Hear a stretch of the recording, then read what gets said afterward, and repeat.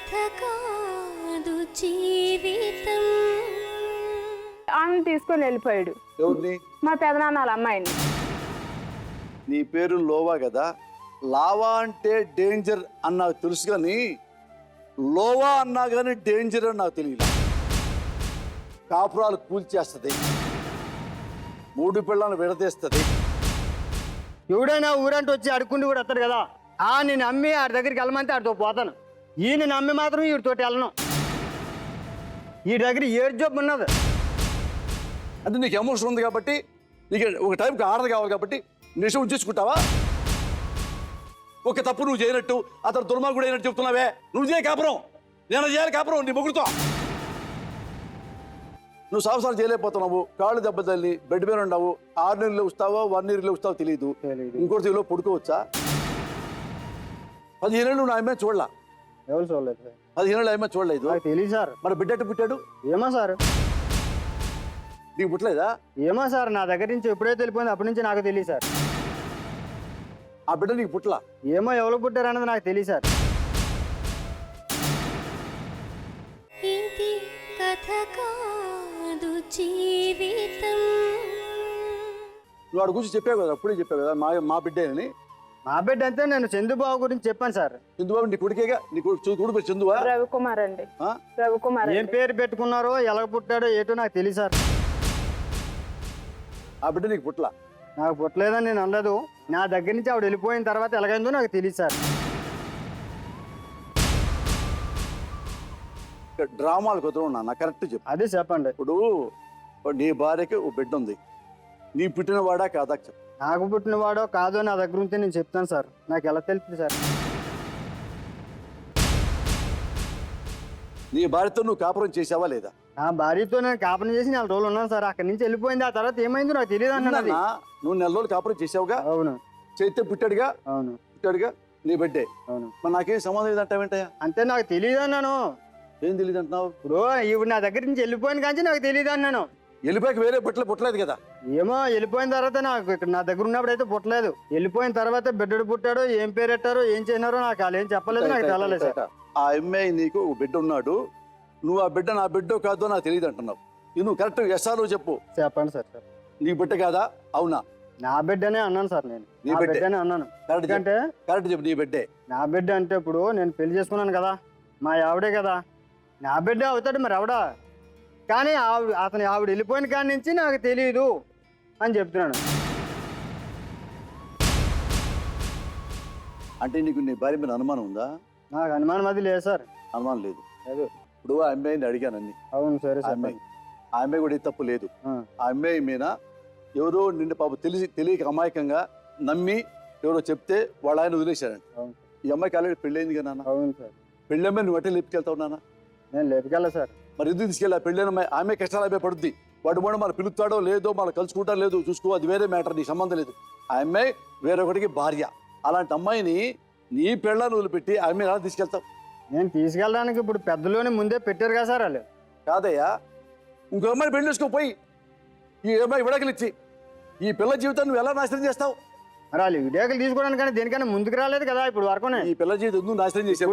నేను చెప్తా విను. ఎందుకు నాశనం చేసావంటే, చెప్పండి. నీకు పెళ్లికి ముందు ఈ అమ్మాయితో నీ కనెక్షన్ ఉంది. చెప్పండి. ఈ అమ్మాయి లవ్ అని చేసావు. పెళ్లి పాడికి వెళ్ళిపోయింది. పెళ్లి వెళ్ళిపోయేదా నువ్వే గిల్లి లాక్కొచ్చి తీసుకెళ్ళిపోయావు. అంతేనా? నీవునా?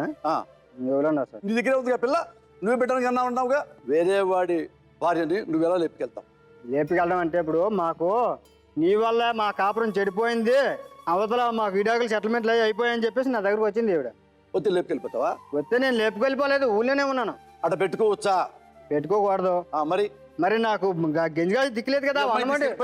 పెట్టుకుంటాడా? ఊరుకుంటావా? నీ గంజి ఏదో ఉంచుకున్నావు, గుడితే రేపు అమ్మాయి బిర్యానీ పెడతాడు, అమ్మాయి వెళ్ళిపోద్దా? వెళ్ళొచ్చా? అలాంటి జీవితాలు అవుతాయా? అవి కుటుంబాలు అవుతాయా? అవి సంవత్సరాలు అవుతాయా? నీ కోపం వచ్చింది, నీ పెళ్ళాలను పెట్టి ఆమెకి అనుమానం వచ్చింది, మొగుడులు పెట్టి లేచిపోతుంటే కుటుంబాలు, పద్ధతులు, సాంప్రదాయాలు ఏ ఉండవురా, అన్ని నాశనం అయిపోతాయి.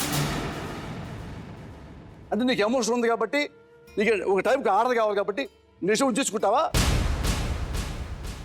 ఇప్పుడు ఆల్రెడీ నీ పెళ్ళ ఉంది, ఆమె పెట్టుకున్నావు, రేపు ఆమె బతికే కావాలా? కోర్టుకి వెళ్తావు, కోర్టులో మీ ఇద్దరు మూడు ఫస్ట్ ఎవడో పెళ్లి వేసుకున్నావు దాంతో కలిసి ఉండాలా అంటారు. ఆ పిల్ల బతికేం కావాలన్నా ఆ పిల్ల బిడ్డ పుట్టించావు.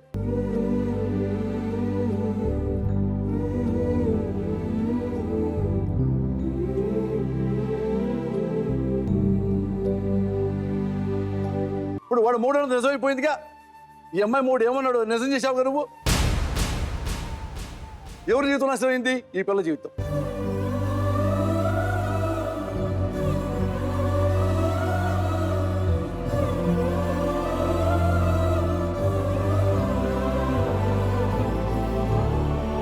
ఈ పిల్ల బిడ్డను పెట్టుకొని రెండు తిరుగుతూ ఉంది నీకోసం. నువ్వు మాత్రం అలాగే సార్ ఇప్పుడు 15 సంవత్సరాలు తిరుగుతాం సార్. ఇప్పుడు 15 సంవత్సరాలు నా కోసమే తిరుగుతాం సార్. నా వెనకాలే నన్ను ఏడానికల్ వస్తాను సార్.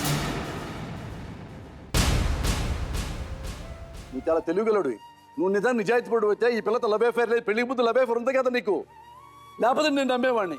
సరే సరే అసలు 15 ఏళ్ళు ఎక్కడ దొరకలేదండి నేను తెగ తిరిగానంటాను. నువ్వు సరే తిరిగావు. సరే సార్ ఇప్పుడు కరెక్టే. మేము తప్పు చేసినాం, ఉన్న వాళ్ళు తప్పు చేయకుండా ఉన్నారు. ఒకటి సారు నాది తప్పని మీరు చెప్తున్నారు కరెక్టే. వాళ్ళు చెప్పింది నాది తప్పని నేను చెప్తారు, వాళ్ళు చెప్తారు. వాళ్ళు చేసింది తప్పని నేను చెప్తాను. ఈ తప్పని నేను ఒప్పుకున్నాను సార్. ఒప్పుకున్నావు. ఇది తప్పు చేసినాను. అప్పుడే ఓకే సార్. ఆ పిల్ల ఇది తప్పని నేను ఒప్పుకున్నాను. నువ్వేమన్నావు? ఆ పిల్ల ఏం తప్పు చేయలేదు, బిడ్డ నా పుట్టాడు అన్నావు. ఇంకేం తప్పు చేసింది? ఊళ్ళోని ఏం జరుగుతుందో ఊరు మొత్తానికి కూడా చిన్న పిల్లల నుంచి పెద్దోడి వరకు ఊళ్ళో ఏం జరుగుతుందో మొత్తానికి తెలుస్తుంది. మాది ఒక చిన్న పల్లెటూరు సార్. ఇక్కడ టౌన్లోకి వచ్చిన తర్వాత ఏదో ఎవరు కొంత కవరేజ్ చేస్తే వాళ్ళది గెలిచేసినట్టు అనమాట. అంతే తప్ప కానీ ఒక చిన్న విషయం మా ఊరు వచ్చి చిన్న ఎంక్వైరీ చేసి నేను అన్నట్టు నాది తప్పని నిలదీసి ఇక్కడ నిలిమి నరికేసి నేను ఒప్పుకుంటాను సార్. మీ ఊరు చెప్పారా పిల్లలు చెప్పారా? కాదు. ఆ తప్పేంటో నువ్వు చెప్పి ఇక్కడ నీకు తెలుసా లేదా తప్పు? తప్పు అంటే నేను చెప్తే ఇక్కడ అవ్వదు కదా. ఎందుకు కాదు? అంటే నువ్వు ఊళ్ళో 10 మందిని గ్యాదర్ చేసి వాళ్ళతో ఈ పిల్ల మీద బ్యాడ్ చెప్పి డ్రామా ఆడుతున్నావా? ఇప్పుడు నీకు తెలుసు కదా ఆ పిల్ల మంచితో కాదు. తప్పేంటి చెప్పు. ఇదిగో నువ్వు తప్పు, ఒక సాక్ష్యం ఉంది. ఆ అమ్మాయి తప్పేంటి చెప్పు. అందరూ చూస్తున్నారు, 10,000 మంది చూస్తారు, లక్షల మంది. తప్పు అంటే ఊళ్ళోనే ఇప్పుడు ఏమయ్యా ఇది కాపురం ఇది. సరే సరే. ఏమ నీ భార్య, సరే ఇది కాపురం. అవును. నువ్వేం ఆడాలా? నీ పెళ్ళాం గురించి ఊళ్ళో వాళ్ళు చెప్పాలా? సిగ్గులేదు నీకు? ఏమా నీ పుట్ట గురించి మిమ్మల్ని చెప్పాలా, ఊరు బయట వాళ్ళు చెప్పాలా? నీ పుట్ట గురించి మిమ్మల్ని చెప్పాలిగా. అలాగే నీ భార్య గురించి నువ్వేం చెప్పాలి, ఊళ్ళో వాళ్ళు ఏం చెప్తారు? తప్పులేదు కానీ మీరు ఏ రకంగా సెటిల్ చేద్దాం అనుకుంటే చేసేయండి సార్. అది నాన్న, ఏ మొగుడికైనా ఒక భార్య, బిడ్డలు, కుటుంబం, దాని కుటుంబం ఉంటుంది. ఏ మగవాడైనా పెళ్ళాన్ని పెట్టుకొని పెళ్ళాం చిన్న చిన్న తప్పులు చేసిందని ఏదో వంక పెట్టి వేరే అమ్మాయితో అఖిలపజం పెట్టుకుంటారే, దాని సంసారం నాన్న, దాని వ్యభిచారం అంటారు. నువ్వు ఏం చేద్దాం అనుకున్నావు చెప్పు. నువ్వు ఇప్పుడు ఆవిని పెళ్లి చేసుకున్నాను సార్. ఈవిడితో తప్పు చేశాను కదా సార్. ఇద్దరిని చూసుకుందాం అనుకుంటున్నాను సార్. కాదు నాన్న, నువ్వు తప్పు చేశావు కాబట్టి ఇద్దరు నువ్వు చూసుకుంటాను.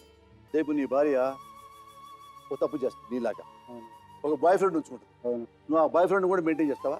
అలా చేస్తాను. నువ్వు మగవాడి కాబట్టి ఇద్దరు మెయింటైన్ చేయొచ్చు, ఆడది ఇద్దరు మెయింటైన్ చేయకూడదు. రేపు మూడో అమ్మాయిని ఉంచుకున్నావు అనుకోమ్మా, దాన్ని నువ్వు అట్లా తెచ్చుకుంటావా? కాదు, నువ్వు తప్పు చేశావు, దిద్దుకో. ఆ పిల్లకి ఏం చేస్తావు? న్యాయం చెయ్యి. డబ్బులు ఇస్తావా, ఇంకోటి ఇస్తావు, ఏం చేస్తావు? న్యాయం చెయ్యి. అసలు పెళ్ళాం కూడా ఉంది, ఒరిజినల్ పెళ్ళాం. ఒరిజినలే సార్. అమ్మ చెప్పు, ఇప్పుడు చెప్పు. మా ఆవిడ ఒరిజినలే. అంటే ఒరిజినల్ కాదా? కాదు సార్, ఒరిజినల్ అంటున్నాను. అంత సీపుగా మాడతావు? కాదు సార్, ఒరిజినల్ అంటున్నాను సార్. నీలాంటి వాళ్ళు చాలా మంది కనపడుతుంటారు నాన్న. అవును సార్. అది కాదు. అవును సార్, అవును అవును. ఇప్పుడు నీ పెళ్ళాన్ని ఇష్టపడి చేసుకున్నావు, బిడ్డను కన్నావు, అవును. అర్థమైందా? నీకు వేరే ఒక ఫిట్టింగ్ దొరికింది కాబట్టి అవి ఒరిజినల్లే, నా భార్య ఒరిజినల్లే అని సెటైల్ వేయమాకమ్మా. నీ సెటైల్ నాకు వచ్చు, నీ నటన అన్ని నాకు తెలుసు నాన్న. Okay sir. ఇక్కడ ఎందుకు వచ్చారంటే ఇది బతుకు జట్కా బండిలో అవును సార్. కుటుంబం నాశనం అయిపోకూడదు. అవును సార్. కుటుంబం బాగుండాలి, కలిసి ఉండాలి, సంతోషంగా ఉండాలి, మళ్ళీ తప్పులు జరగకూడదు అనే పిలిచా. సరే సార్. ఆమె నీ భార్య. అవును సార్. చిన్న పిల్ల పొరపాటు చేసింది, తప్పులు జరిగింది, నీ వల్ల తప్పులు జరిగింది. అవును సార్. దిద్దుకోండి. ఈ పిల్లకి ఆల్రెడీ పెళ్ళి, అవును సార్, పొరపాటు జరిగింది. ఆ బిడ్డకి ఏం చేస్తావు చెయ్యి, డబ్బులు ఇవ్వు, ఎంత ఇస్తావు? నీ వల్ల బిడ్డ పుట్టాడా? పుట్టాడు సార్. ఆ బిడ్డకి న్యాయం చెయ్యి. ఇప్పుడు ఆ పిల్లని చూసుకుంటాను సార్ నేను ఎలాగైతే. ఎవరిని? ఆ బాబుని. ఈ పిల్ల కూడా కొన్నాళ్ళు కష్టపడకుండా 6 నెలలు కాదు 1 year పాటు రోజుకి 5,000 ఈ పిల్ల బ్యాంకులు వేస్తా, నెలకు 5,000. ఓకే సార్, నేనన్నా మీరు అన్న మాటకి నేను ఒప్పుకున్నాను. నాది హామీ. ఓకే ఓకే ఓకే, నేను చెప్పేది ఒక మాట, మీరు ఆలోచించాలి. చెప్పు. నేను ఉండమన్నా అక్కడ ఉండాలా? నేను చెప్పిన కండిషన్లో ఉండాలి. మా ఆవిడ సెల్ ఉంది కదా సార్, నా సెల్ నుంచి ఫోన్ చేసుకోవచ్చు. తనకు ఓళ్ళు బంధువులు ఉన్నా నాకు బంధువులే. ఆవిడ దగ్గర సెల్ ఉండకూడదు. వాళ్ళు అమ్మ నాన్నలతో మాట్లాడుకోవచ్చు, వాళ్ళ ఇంటి దగ్గరికి వెళ్తే ఉంటే ఒప్పుకోనేను. అమ్మా నాన్న అప్పుడప్పుడు చూడాలి కదా. వాళ్ళు వచ్చి చూసుకోవచ్చు సార్. అంతేగా, వాళ్ళు రావచ్చుగా. వాళ్ళు రావచ్చు, వాళ్ళు వచ్చి చూసి వెళ్ళొచ్చు, వాళ్ళు చూడొచ్చు. మళ్ళీ నీకేది ఇష్టమైనప్పుడు పంపిస్తాం. అంతే సార్, నీ ఇష్టమైతే పంపించాం. అంతే సార్. మీ ఇద్దరు కలిసి సంతోషంగా ఉంటాం. Okay sir.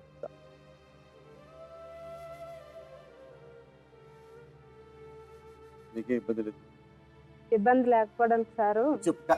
నువ్వు కరెక్ట్గా ఏ తప్పు మాట్లాడి నీ జీవితం నాశనం అయిపోయింది. అలాగే కరెక్ట్ గా ఆలోచించు. మా అమ్మ నాన్నకి నేను ఒక్కరిదాన్ని తప్ప వెనక ముందు ఆడవాళ్ళు కానీ మగవాళ్ళు కానీ ఎవరూ లేరు. ఓకే. అప్పుడు సడన్ గా మా మమ్మీకి లేగలేని పరిస్థితి అత్యవసరం వస్తుంది. అమ్మ ఒకసారి మా పాపకి కొబ్బరి పెట్టండి, నాకు కొంత ఏడుగంజి ఇమ్మానండి అలానేసి మా అమ్మ నాకు కొబ్బరి చెప్పొచ్చు. అమ్మగా నేను ఆ ఏడుగంజి పట్టుకెళ్ళి కూడా ఇవ్వడానికి నాకు హక్కు లేదా సార్ అమ్మగారు ఇంటికి వెళ్ళి? ఇంకేముంది ఇంక చెప్పు. ఇంకా అతను నన్ను తీసుకెళ్తాను కాబట్టి అతను చెప్పి ప్రతి పని నేను ఒప్పుకుంటాను. చెప్పు. నేను ఏ సెల్లో ఉంచుకోను, ఏ సెల్లో వాడను. కానీ అవతల ఆవిడ ఉంది కదా, ఆవిడకి ఇతనికి ఎట్టి పరిస్థితుల్లో కూడా ఎటువంటి సంబంధం కూడా ఉండకూడదు. చెప్పాడు. మా అమ్మ నాన్నకి కష్టం అయితే మాత్రం అతను వద్దన్నా సరే నేను వెళ్తాను సార్. సుఖం అంటే వెళ్ళగానే, కష్టం అంటే మాత్రం అతను వద్దన్నా సరే నేను వెళ్తాను సార్. ఈ కాపురం జరగదు. అప్పుడు నీ మొగుడు వద్దు. అతను తెలీదా నిజంగా మీ అమ్మ చౌబతుకుల్లో ఉంటే, మంచం మీద ఉంటే, లేకపోతే అంత కషాయపడా? నేను ఇంతమంది నీ గౌరవించి ఆ పిల్లని బతుకున్నాడు, ఆ పిల్ల కాళ్ళు పట్టుకొని, ఆ పిల్ల చేతులు పట్టుకొని తప్పమంటే ఆ పిల్ల పాప నోరు మూసుకుని విందా, మహాతల్లి వింది. నువ్వు మొత్తం అహంకారంతో మాట్లాడుతున్నావే. ఒక తప్పు నువ్వు చేయనట్టు, అతను దుర్మార్గుడు అయినట్టు చెప్తున్నావే. మా అమ్మ అది మిమ్మల్ని దగ్గర ఉండు, నీకెందుకు మొగుడు? సరే సార్, మీరు ఏం చెప్తారు అదే ఏంటని చెప్పండి. నీ ఇష్టం. నా వల్ల నేను కాదు కాపురం, నువ్వు కాపురం చేయాలి. నువ్వు చేయ కాపురం, నేను చేయాలి కాపురం నీ మొగుడుతో. అరే ఇంకా కాపురం కలవలేదు, దగ్గర కూర్చోలేదు, షేక్ ఇచ్చుకోలేదు, అప్పుడే మొహం ఏంటి పెట్టుకొని మా అమ్మ ఏంటి మా నాన్న ఏంటి? సరే సార్, నాది ఒక కండిషన్. రాకముందు ఏంటి మొగుడు ఏంటి అంటావేంటి? అతను ఎక్కడుంటే నేను అక్కడే ఉంటాను సార్.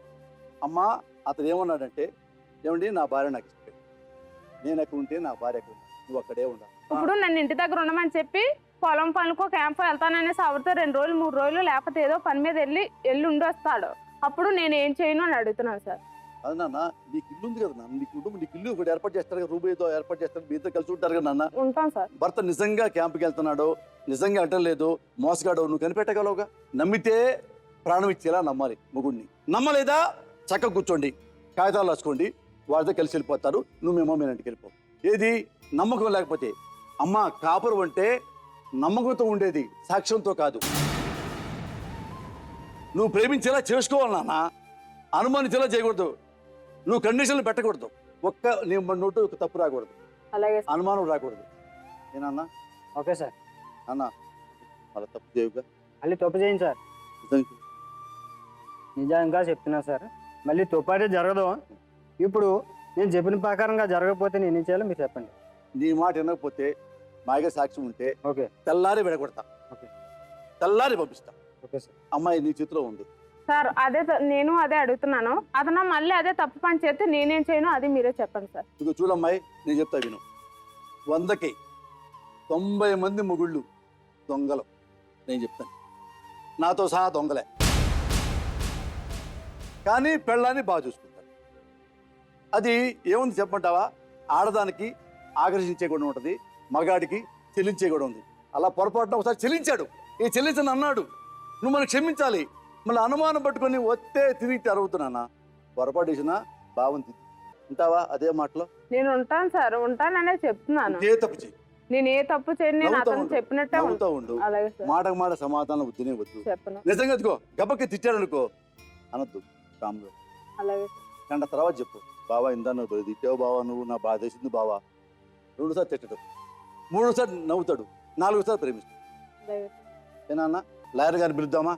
డాక్టర్ గారండి, లాయర్ గారు, ఈ కేసు నాకు చాలా సంతోషం. ఎందుకంటే ఈ కేసులో రాము చాలా మంచోడు, లోవా చాలా మంచిది, రామలక్ష్మి మంచిది.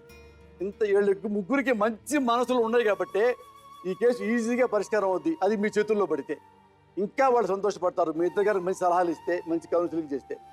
డాక్టర్ గారు, లాయర్ గారు, please.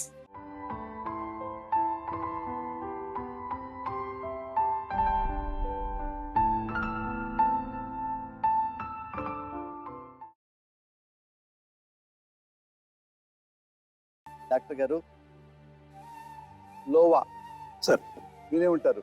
Sir. Ramalakshmi. Ramalakshmi, Ramu. Ramu sir.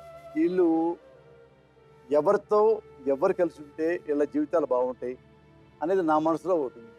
రాము మంచివాడే, ఈ అమ్మాయి మంచిదే, ఈ అమ్మాయి మంచి, ఎట్లుంటే వీళ్ళు బాగుంటారు జీవితంలో ఏ ఇబ్బందులు లేకుండా సార్ అని మీరే సలహా ఇవ్వండి మేడం గారు. సార్, బహుశా ఏంటంటే ఇక్కడ విధి రాత ఎలా ఉంది అంటే కనుక రామలక్ష్మి గురించి ముందుగా మనం చెప్పుకుంటే కనుక అన్నిటికంటే ఎక్కువ అనుభవించింది, చూడకూడనటువంటి వయసులో చూసినటువంటి వ్యక్తిగా నీ గురించే మాట్లాడుకోవాలమ్మా. ఎందుకంటే తెలిసి తెలియని వయసులో నీ పెళ్లి చేశారు. 9 సంవత్సరాలు. బహుశా ఇది మనకు వచ్చినటువంటి అన్ని ఎపిసోడ్స్లో అన్నిటికంటే రికార్డ్ బ్రేక్ ఇదే. అంటే ఇంత చిన్న వయసులో పెళ్లి చేసినటువంటి అమ్మాయిని మేము ఇప్పటికొచ్చి చూడలేదు.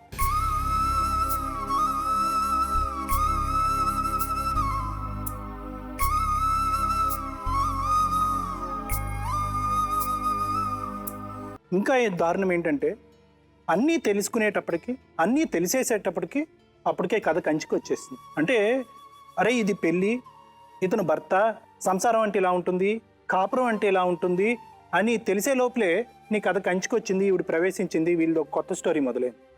అంటే ఇంతకంటే దురదృష్టం ఉండదేమో ఒక ఆడపిల్లకి అని నాకు అనిపిస్తుంది. 3 ముళ్ళనే మురిపాలు, 3 నాళ్ళకే మట్టి పాలు, 7 అడుగుల పయనాలు, నీకు చూపిన వినరకాలు. ఇంత సార్ గారు నన్ను పిలిచినప్పుడు ఒక మాట అన్నారు. అంటే నన్ను లాయర్ మేడం ఒక మాట అడిగారు, ఎవరికి ఎవరు ఉంటే కనుక ఈ బాండింగ్ అనేటటువంటిది కరెక్ట్గా ఉంటుందని. 7 సంవత్సరాల పాటు, అంటే బాబు 3వ నెల గర్భవతిగా ఉన్నప్పటి నుంచి నువ్వు తల్లిదండ్రుల దగ్గరే ఉండిపోయావు. ఈ అంతటి వల్ల ఏమైంది అంటే కనుక అసలు భర్త అంటే ఎవరు అనేటటువంటి డెఫినేషనే నీ మైండ్లో లేదు.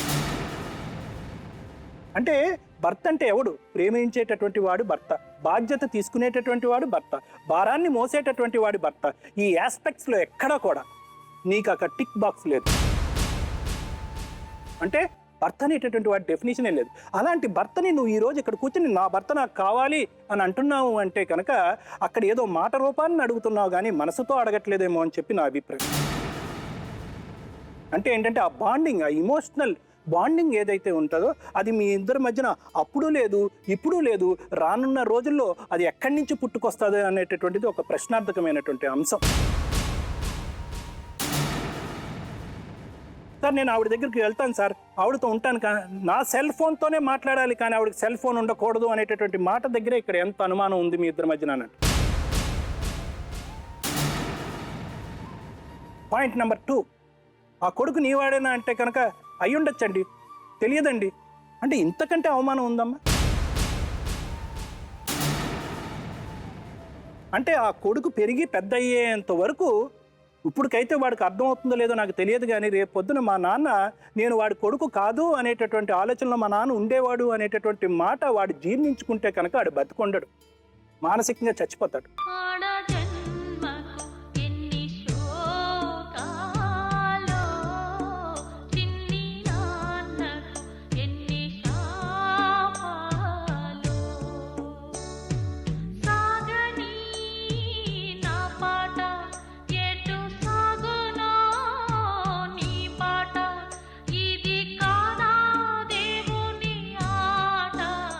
రాము విషయానికి వస్తే సార్, ఇక్కడ క్లియర్గా తెలిసిపోతుంది రాము అంటే ఇందాక చాలా బాగా మాట్లాడుతున్నావు కానీ ఒక నిలకడ లేనటువంటి ఆలోచన శైలితో ఉండేటటువంటి మనస్తత్వం ఇది. ఏ విధంగా అంటే కనుక నీ మాట ఉన్నప్పుడు నీ ఆలోచన ఉండదు, నీ ఆలోచన ఉన్నప్పుడు నీ మాట ఉండదు, ఆలోచనకి మాటకి పొంతనుండదు. పొంతనున్న రోజు నువ్వు అక్కడ మనిషే కనిపించవు. సో ఇలాంటి రకరకాలుగా ఉండేటటువంటి మనస్తత్వం నేను చాలామంది పేషెంట్స్ ఎవరైతే వస్తూ ఉంటారో ఇలాంటి భార్యాభర్తల గొడవల్లో నేను చెప్తూ ఉంటా, ఒక క్రూరంగా ఆలోచించేటటువంటి వ్యక్తి, తాగి తిరిగి తందనాలు ఆడేటటువంటి వ్యక్తి కంటే ఒక నిలకడగా ఆలోచించలేనటువంటి వ్యక్తి చాలా ప్రమాదం అని చెప్తూ ఉంటాను. అంటే ఆ నిలకడతనం లేనటువంటి తత్వాన్ని ఏం చేస్తుందంటే కనుక నమ్మకం అనేటటువంటి దాన్ని నరికేస్తుంది.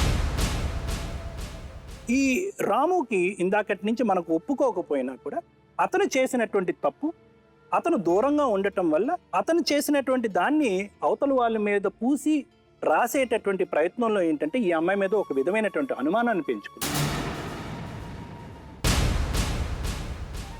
అది కూడా నేను వాస్తవమైనటువంటి అనుమానం అని అనను, అంటే సహజ సిద్ధమైనటువంటి అనుమానం అని అనను. కానీ ఏంటంటే ఈ అమ్మాయిని నేను ఇప్పుడు వద్దు అంటే కనుక ఆ అమ్మాయి వైపు నేను ఏదో ఒకటి చూపెట్టాలి కాబట్టి ఈ 7 సంవత్సరాల్లో ఏదో జరిగే ఉంటుంది అనేటటువంటి సైకలాజికల్ కాన్సెప్ట్తో నీకెవరో ఉంటారు అనేటటువంటి సైకాలజీతో నువ్వు అటాకింగ్ స్టైల్లో వెళ్ళావు అనమాట. ఏంటో అటాకింగ్ స్టైల్ అంటే కనుక ఆవిడ క్యారెక్టర్ మీద ఒక నల్ల మచ్చ వేశావు. అనగనగా ఒక నిండు చందమామ నిరుపేద కలువతో చెలిమి చేసినమ్మా, అంతలోనే తెలవారిపోయెనమ్మా, ఆ కన్నె కలువ కల కరిగిపోయెనమ్మా. ఏ స్థాయి వరకు అది వెళ్ళిందంటే కనుక ఈ మొత్తం ఎపిసోడ్లో నేను ఎక్కువ బాధపడేది ఏంటంటే తెలుసా రామ, నా కొడుకు కాకపోయి ఉండొచ్చు అనేటటువంటి అంశాన్ని చాలా బాధ కలిగేటటువంటి ఇష్యూ అది. లోవా విషయానికి వస్తే సార్, నువ్వు మొదటి నుంచే రాముకి ఫిక్స్ అయిపోయావు, మానసికంగా ఫిక్స్ అయిపోయావు. కానీ ఆ రోజు చేయనటువంటి పని ఈ రోజు చేయటం వల్ల ఎన్ని జీవితాలు నాశనం అయిపోయాయి అన్నది ఒక్కసారి నువ్వు సైకలాజికల్గా ఆలోచించుకోవాల్సినటువంటి అవసరం ఉంది. ఇందాక నుంచి నువ్వు చెప్పేటటువంటి ఒక మాట ఏంటంటే, ఒక వార్త నా భర్త చెవిని పడింది, ఆ వార్త వల్ల నా క్యారెక్టర్ మీద నా భర్త అనుమానం పడ్డాడు, నన్ను వద్దు పొమ్మన్నాడు, ఆ సమయంలో రాము నాకు దగ్గర అయ్యాడు అనేటట్టు. అయితే ఏంటంటే ఆ టైం అప్పుడు నువ్వు ముందుగానే రామును ప్రేమిస్తున్నాను, రాముయే నాకు భర్త కావాలి అని సైకలాజికల్గా ఫిక్స్ అవటం వల్ల ఈ వార్త ఎవరి దగ్గర నుంచి వెళ్ళింది అన్నది మనకు అనవసరం. ఆ వార్త మీ భర్త వరకు వెళ్ళటం అన్నది మానసికంగా ఆ సమయంలో నువ్వు ఆనందించావు, బాధపడలేదు. ఎందుకు అంటే కనుక అమ్మ ఈ దారినైనా కూడా మనం నా మొగుడిని పక్కకు పెట్టి నేను పోగొట్టుకున్నటువంటి ప్రేమ ఎక్కడైతే పోగొట్టుకున్నానో అక్కడే దక్కించుకోవాలి అనేటటువంటి పట్టుదలతో ఈ వార్త ఏదైతే నీ భర్త చెవిని పడిందో అది నీకు వరంలా నువ్వు భావించావు. దాని గురించి నువ్వు బాధపడుతున్నావు అనేటటువంటి అంశాన్ని ఈ రోజు అంటున్నావు, కానీ నువ్వు బాధపడలేదు. ఎందుకంటే రాము దగ్గర అవుతున్నాడు, ఎవరైతే వ్యక్తి నువ్వు వద్దనుకున్నావో మొదట నీ పెద్దలు చేసినటువంటి పెళ్లిలో ఆ భర్త దూరం అవుతున్నాడు కాబట్టి. సో నా ఉద్దేశం ఏంటంటే సార్, ఇందాక నేను అంటే ఇమోషనల్గా వాళ్ళిద్దరి మధ్యన బాండింగ్ ఎంత ఉంటుందో అన్నది చాలా ప్రశ్నార్థకం మేడం. అంటే లీగల్గా నాకు తెలియదు, కానీ ఎంత కాదనుకున్నా కూడా అడ్డదావలో వచ్చినా ఇంకో దావలో వచ్చినా కూడా వీళ్ళిద్దరి మధ్యన ఈ మధ్య కాలంలో అంటే పెళ్లి ఏది మొదటిది ఏది కరెక్ట్ కాదనేది కాకుండా వీళ్ళిద్దరి మధ్యన ఒక ఇమోషనల్ బాండింగ్, అంటే రాముకి లోవాకి మధ్యన ఒక ఇమోషనల్ బాండింగ్ అనేటటువంటిది ఉంది. కేవలం ఒక ఫ్రస్ట్రేషన్తో ఈ అవమానాలు భరించలేకే ఈ అమ్మాయి వెనక్కి తగ్గుతుందే కానీ ఈ అమ్మాయి మనసులో ఇప్పటికీ కూడా రాము అనేటటువంటి మనిషి శిథిలంగానే ఉన్నాడు అని చెప్పడానికి నేను సంకోచించాను. సార్, ఇక్కడ child marriage restraint act of 1929లో అది కొత్తగా ఇప్పుడు రూపాంతరం చెంది 2006లో the provision of child marriage act అనేసి వచ్చింది సార్. ఆడపిల్లకి 18 సంవత్సరాలు, మగవాడి పిల్లవాడికి 21 సంవత్సరాల పెళ్లి చేసుకోవాలి. అలా పెళ్లి చేసుకోని పక్షంలో పెళ్లి జరిగిన చోట లేకపోతే పెళ్లి చేసిన పెద్దలు చాలా కఠినంగా 1 year ఆఫ్ జైలును, తర్వాత 2 years ఆఫ్ జైలును, తర్వాత 1 lakh ఆఫ్ అంటే 1 లక్ష రూపాయల ఫైన్ అని చెప్పేసి మన రాజ్యాంగంలో ఉంది. అంటే చిన్న పిల్లలకి ఎట్టి పరిస్థితిలోనూ కూడా వివాహము అనేది చేయకూడదు అని. అంటే ఒకవేళ తెలియకుండా మరి ఇలాంటి వివాహం చేసుకున్న వాళ్ళకి ఎలాంటి హక్కులు ఉంటాయి అని అంటే ఆ వివాహాన్ని రద్దు చేసుకునే హక్కు ఆ అమ్మాయి మేజర్ అయిన తర్వాత 2 years మేజర్ అయిన తర్వాత తను ఆ క్వశ్చన్ ఛాలెంజ్ చేయొచ్చు. నాకు ఈ పెళ్ళి నాకు తెలియకుండా చేశారు, నాకు ఇష్టం లేదు, ఫోర్సిబుల్గా చేశారు, కనుక నాకు ఈ వివాహాన్ని రద్దు చేయండి అనే ఏకైక హక్కు మాత్రం చైల్డ్ మ్యారేజ్ యాక్ట్లో ఉంది. ఇక్కడ ఒకటి గమ్మత్తైన విషయం ఒకటి జరిగింది సార్. అదేంటంటే ఏ వివాహంలోనైనా కూడా 2 years సపరేట్గా ఉంటే దాన్ని డెజర్షన్ అని అంటారు. అలాంటిది 7 సంవత్సరాల పాటు భార్యాభర్తలు వేరే వేరేగా ఉంటూ అసలు వాళ్ళిద్దరి మధ్యన ఎటువంటి సంబంధాలు ఏమీ లేనప్పుడైతే ఆల్మోస్ట్ ఆ భార్యాభర్తల మధ్యన ఉన్న సంబంధం ఏదైతే ఉందో అది చచ్చిపోయిందనే అని చెప్పేసి అంటారు. ఇది హాలాహలమో అమృత ఫలమో తేలేదెలా, ఎద కోరిన వరమో తీరిన రుణమో పోల్చేదెలా, ఓ దైవమా ఓ నీ లీలలు చిత్రం సుమా. సో మరి అది కన్సిడర్గా తీసుకుంటామా? ఎందుకంటే ఇక్కడ పకడ్బందీగా లీగల్గా చూస్తే వీళ్ళిద్దరు మ్యారేజ్ లీగల్గా ఒక వాల్యూ లేని మ్యారేజ్, ఎందుకంటే అది చైల్డ్ మ్యారేజ్ కనుక. మరి ఇంకొక పక్క ఆ అమ్మాయి ఏదైతే లోవాతో ఉందో లాంగ్ లివింగ్ రిలేషన్షిప్, మీరు భార్యాభర్తలా అని అంటే మీరు మేజర్స్ అయిన తర్వాత పెళ్లి చేసుకున్నారు కనుక మీ మ్యారేజ్ని రికగ్నైజ్ చేస్తారంటే ఈ మ్యారేజ్ ఏది కరెక్టు ఏది రాంగ్ అంటే లీగల్ పరంగా మాత్రం మరి అదేంటి లోవానే భార్య అని చెప్పాల్సిన అవసరం ఉంటుంది. ఎందుకంటే తను మేజర్ అయి పెళ్లి చేసుకుంది కనుక లో. మరి చైల్డ్ మ్యారేజ్ కింద ఈ అమ్మాయి చేసుకుంది, దట్టు తను కాపురం చేయట్లేదు కనుక 7 years ఆఫ్ సపరేషన్ ఉంది కనుక మరి కోర్టులో దీని వెయిటేజ్ ఎలా ఉంటుంది అంటే డెఫినెట్గా కూడా ఈ అమ్మాయి మ్యారేజ్ని రికగ్నైజ్ చేస్తారు.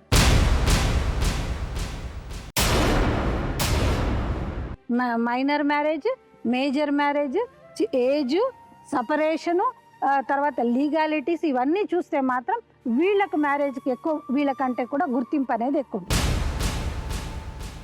ఇంకొకటమ్మా, కేవలం పేరు కోసమే నీకు భర్త కావాలా అంటే నీకు చైల్డ్ మ్యారేజ్లో చేసుకున్న పెళ్ళిని నేను గుర్తిస్తున్నాను కనుక ఇప్పుడు నేను మేజర్ని అయ్యాను కనుక నాకు తెలివి వచ్చింది కనుక నాకు భర్త కావాలి అని నువ్వు అనుకుంటున్నావా? ఆల్రెడీ ఎస్టాబ్లిష్ అయిపోయి భార్యాభర్తలాగా వాళ్ళు 10 సంవత్సరాల పాటు కాపురం చేస్తున్న వాళ్ళని ఆ భర్తని అంటే అతనిని నేను మళ్ళీ నీ జీవితంలోకి ఆహ్వానించాలని లీగల్గా మాత్రం నీవు వీక్ పొజిషన్లో. ఇంకా రైట్స్ గురించి నీకు అదేంటి నీ పుట్టిన బాబుకి ఎట్టి పరిస్థితిలోనూ కూడా మెయింటెనెన్స్ హక్కు అనేది ఉంటుంది. మేజర్స్ అయ్యి వాళ్ళిద్దరు కలిసి ఉంటున్నారు కనుక ఒకంత వాళ్ళను భార్యాభర్తల్లాగానే మనము అనాల్సిన అవసరం వచ్చింది. మైనర్ల మ్యారేజ్ని మనం ఎంకరేజ్ చేయం కనుక అది మన రాజ్యాంగంలో తప్పు కనుక అమ్మ నీ మ్యారేజ్ని అంత గుర్తించరు కనుక అదొక్క విషయంలో నువ్వు ఆలోచించి భర్తని కేవలం నాకు కావాలి అన్న ఒక మొండి పట్టుదలతోటి నువ్వు కావాలని అనుకున్నా కూడా మేబీ ఇందాక డాక్టర్ గారు చెప్పినట్టు కలిసి ఉండే అవకాశాలు అంటే ఎమోషనల్గా నీతోటి కలిసి ఉండే అవకాశాలు తక్కువేనేమో అని అనిపిస్తుంది. నా కొడుక్కి తండ్రిగా ఉంటే సార్ నాకు ఇంక మొగుడుగా అవసరం లేదు. నా బతకడానికి ఏదో ఆధార్ పెట్టి నా కొడుక్కి తండ్రిగా ఉండమన్నాను సార్. తీసుకుంటున్నా. ఏది పాపం ఏది పుణ్యం, ఏది పాపం ఏది పుణ్యం, మౌనమేనా సమాధానం, ఏది దోషం ఎవరి మోసం, అశ్రువేనా తులమానం, మౌనమేనా సమాధానం, అశ్రువేనా తులమానం. మనస్ఫూర్తి చెప్తున్నావా? మనస్ఫూర్తిగా చెప్తున్నాను సార్. ఎందరిని ఏదరికి చేర్చినా సంద్రాన ఒంటరిగా మిగలదానావా,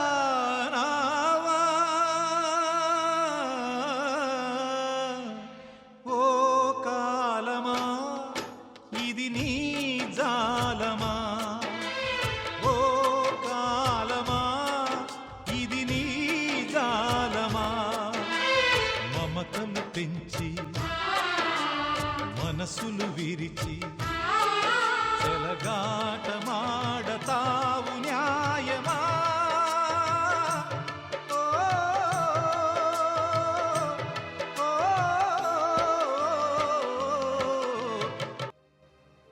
డాక్టర్ గారు, అమ్మా విన్నారుగా, తను మీరేమైతే అనుకున్నారు మనసులో అదే తను చెప్పింది. ఏది ఇదే జీవితం బాగుంటుంది మీరు అన్నారు నాతో కూడా. డాక్టర్ గారు కూడా ఇది అన్నారు, ఈ అమ్మాయి ఇలా ఉంటేనే సంతోషం బతుకుద్ది అని. ఆమె మనసులోంచి ఎన్ని విని అదే ఏ తీర్పు మీ పెద్దలు చెప్తున్నారు అదే తను నిర్ణయించుకుంది. ఎందుకంటే ఆవిడకి కట్టమని 20 ఏళ్ళు ఉన్నాయి. అమ్మాయికి ఇంకా జీవితమే తెలియదు. కనీసం ఇప్పుడైనా అమ్మాయి ఒక నిర్ణయం తీసుకుని తనకు కావాల్సిన భర్తను తను ఎంచుకోగలిగితే, ఎందుకంటే 7 సంవత్సరాల పాటు విడిగా ఉన్నారు కనుక అమ్మాయి జీవితం. ఎన్నెన్ని కలలు కన్నాయి కన్నె కళ్ళు, అన్నీ కల్లలై ఇచ్చాయి కన్నీళ్ళు. అయ్యో పాపం ఇదేం శాపం. ఏం చెప్పాలో కూడా డాక్టర్ గారు నా స్పీచ్లెస్ అయిపోయింది మనసంతా. అసలు అంటారు చూడండి, నా గుండెలు ఏమి లేకుండా అయిపోయింది. ఒక మాట నాకు రాట్లా నోటం.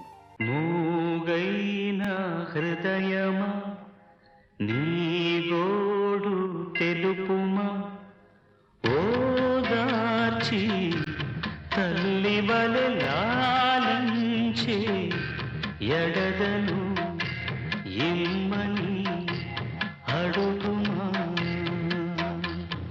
మూగైన హృదయమా నీ గోడు తెలుపుమా. తను ఏముందంటే నాకు ఇచ్చేదండి వాళ్ళు ఉండమనండి. తను నా బిడ్డకి తండ్రిగా ఉండమనండి చాలు. నువ్వు పోషించినా పోషించకపోయినా తన దగ్గరే ఉంటాడు. నీకేమన్నా దయ తెలిస్తే నీ బిడ్డ కాబట్టి అవి ఏమైనా సహాయం అడితే నువ్వు చేసిపో. తండ్రి స్థానంలో ఉండు, భర్త స్థానం వద్దు. ఏనన్నా? అలాగే సార్. ఇది అమ్మ, నువ్వు చాలా గొప్పదానివి. చాలా కష్టాల్లో పడ్డేవాళ్ళు నువ్వు దయతో క్షమించావు, చాలా త్యాగం చేసుకున్నావు. త్యాగం అనకుండా మంచి నిర్ణయం తీసుకున్నావు. నీ జీవితం గ్యారంటీ బాగుంటుంది, నీ బిడ్డ జీవితం బాగుంటుంది. నువ్వు చాలా సంతోషంగా ఉంటావు తల్లి.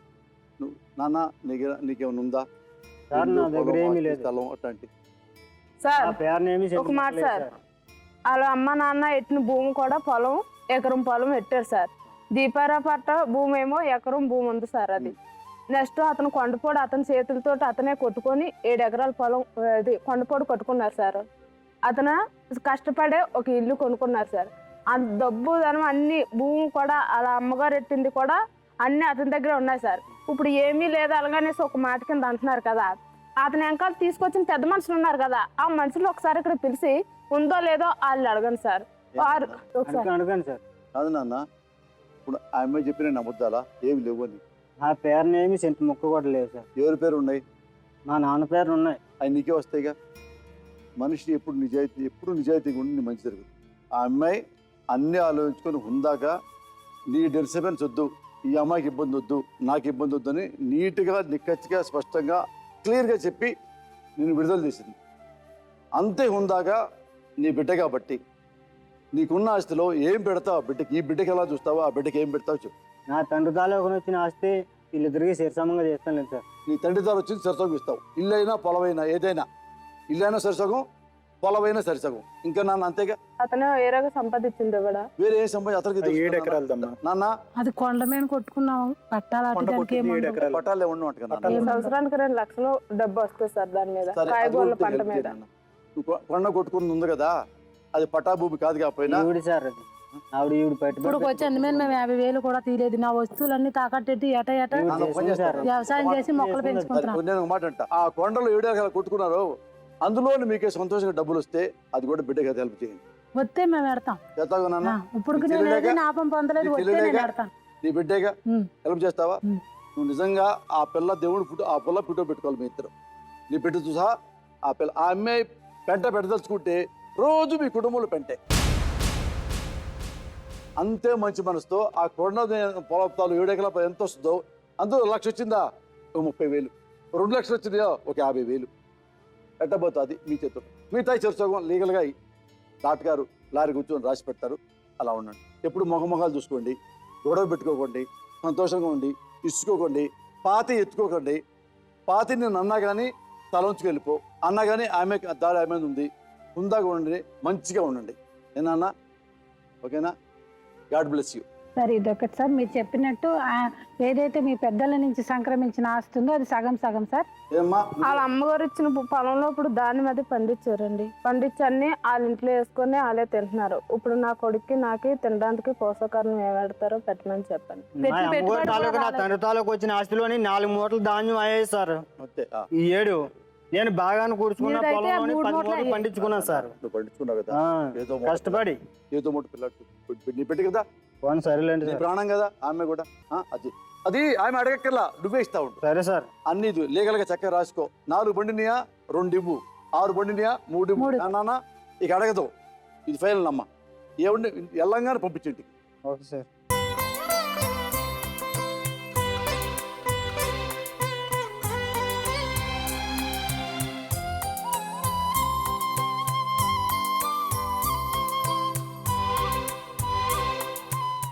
ఇష్యూ ఎంత తొందర షెడ్యూల్ చేసుకుంటే అంత తొందరగా వాళ్ళకి ఇచ్చి పంపించేస్తే నీ జీవితంలోకి రారు. మళ్ళా ఊళ్ళోకి వెళ్ళగా అదే పంచాయతీకి వెళ్ళదు. మళ్ళా అది చూసుకోండి, ఇది చూసుకో కాదు, నీ మనసుకి తెలుసు కదా. నీ మధ్యప్పుడు నువ్వు మీ నాన్న వచ్చి ఆమెతో కూర్చొని, ఇదిగో ఇది ఉందమ్మా, ఇది ఇప్పుడు మీకు ఇస్తా, ఇది ఇప్పుడు మీకు ఇస్తా, ఇది చచ్చిపోయి నీ సొంతం అవుద్ది. ఇప్పుడు దాకా నే సగం నీ బిడ్డ, నా సగం నువ్వు పండించుకో, ఆ సగం వాడు పండించుకుంటాడు, ఈ సగం పండించుకుంటాడు. మేము చేస్తే ఆ బిడ్డ పేరు అవుద్ది. అత్త ఇప్పుడే ఇక్కడ రాసిన తర్వాత ఊళ్ళోకి వెళ్ళి కూడా పెద్దలతో రాపించుకోండి, క్లియర్ చేసుకోండి. వద్దనుకున్నప్పుడు ఎప్పుడు మొహమాలు చూసుకున్నప్పుడు అది నీ చేతుల్లో ఉంది. నువ్వు నాంచి నువ్వు ప్రాబ్లం పెడితే పొద్దున్న ఆమె వచ్చి మీ ఇంట్లో కూర్చోబెడతాం. సరే సార్, ఇస్తానండి. ఊళ్ళోకి వెళ్ళి బతకడానికి మా పెట్టుకుంటే బాబుకి ఏమి ఆధారం పెట్టరు మేడం. ఆ అమ్మే ఆస్తి ఆమెకు వచ్చే వరకు ఆ, నువ్వు వేస్తా ఉండాలి. ఆ, ఆ పిల్లలు చదువుకోవాలి కదా. ఇప్పుడు మనం ఇందాక వద్దు అనుకున్నప్పుడు ఈ బిడ్డకి మనం ఇద్దాం అనుకున్నాం కదా, ఆ, మరి అదే తీర్పు ఇక్కడ ఉండాలి కదా. ఉమ్. అంతకుముందు ఆమె అనుకున్నాం, ఆమె వద్దు అనుకున్నప్పుడు ఆ బిడ్డను చూసుకోవాలి. నువ్వు అన్నావా ఆమె అందా ఆ బిడ్డను చూసుకోమని, చూసుకుంటా అన్నావుగా. మరి ఇక్కడ ఏమైంది ఆ బుద్ధి? ఆమె బతకాలిగా. బ్రతకాల. ఆమె వాటి ఆమెకు వచ్చే వరకు నా బియ్యమో తుల్పో బట్టలో గిట్లో తెచ్చిపెట్టు, అందులోని మనం వ్యవసాయం చేస్తాం కదా, అందులో వచ్చింది ఆ అమ్మాయికి తెరిచాక పెట్టినాం. ఇచ్చేయండి. అది నాన్న ఈ ముగ్గులో నీకు ఉండాలి ఉందా. ఎందుకంటే ఇది బతుకు జట్కా బండిలో అందరూ ఎవరు మనస్ఫూర్తిగా వాళ్ళు బతికేలాగా తీర్పు. దాన్ని నిలబెట్టుకోవాల్సిన బాధ్యత పెద్దవాడికి నీకే. సరే సార్. క్లియర్. ఈరోజు మేడం గారు మొత్తం రాస్తారు, ఆ పేపర్లు మేడం గారి దగ్గర ఉంటాయి. ఎప్పుడు నువ్వు మొత్తం అమ్మే వాటి ఆమె వచ్చిందో అప్పుడు నీకు ఆమెకు సంబంధం లేనట్టుగా పేపర్లు. అందుకని అంతా మేము మంచి మనసుతో నీ బాగు కోరి ఆమె బాగు కోరి చెప్పి పోన్లండి సార్. ఏనాన్న ఓకే. జాగ్రత్త నాన్న, బాగా చూస్తూ ఏమి పట్టుకున్నాం. ఏమన్నా బంధువులు ఎప్పుడైనా ప్రతి ఫోన్ చేయి, మేము హెల్ప్ చేస్తాం. మాకు చూసారంత గ్యారంటీ.